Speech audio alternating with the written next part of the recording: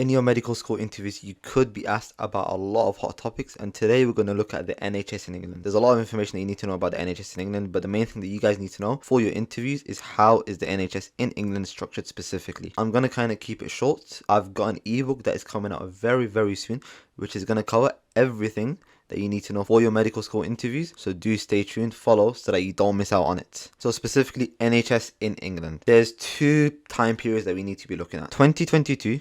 We saw the release of a new legislation known as the Health and Social Care Act in 2022, and this caused a massive shift in how funding works for NHS in England. So let's look at it beforehand. We had the Department of Health and Social Care, which would give funding to NHS England, and from there NHS England would give money allocated to specifically a thing called the Clinical Commissioning Groups, the CCGs. The CCGs were then responsible for allocating and distributing that funding to its necessary areas, which were things like your NHS trusts and your GPs. Your NHS trusts are things like your hospitals, your mental health services, these type of things.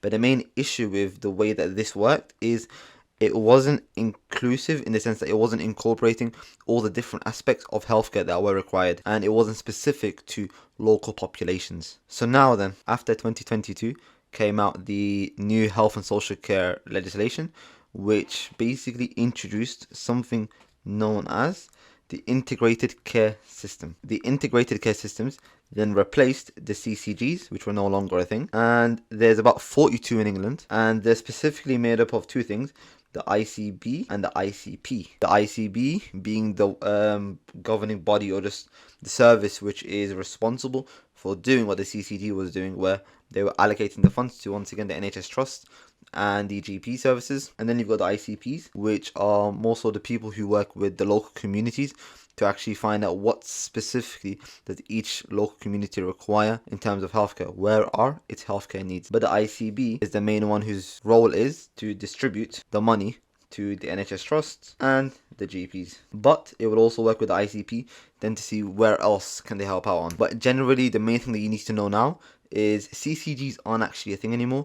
It's something that a lot of people still talk about, but no, this changed after 2022. Now it's all about ICS and ICB specifically in terms of funding for NHS services in England. But yeah, this is some of the stuff that you need to know.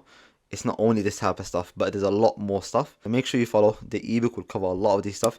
And even if you don't get the ebook, follow the page, because I'm going to still be going through a lot of this type of stuff that will come out, and that is in the ebook as well.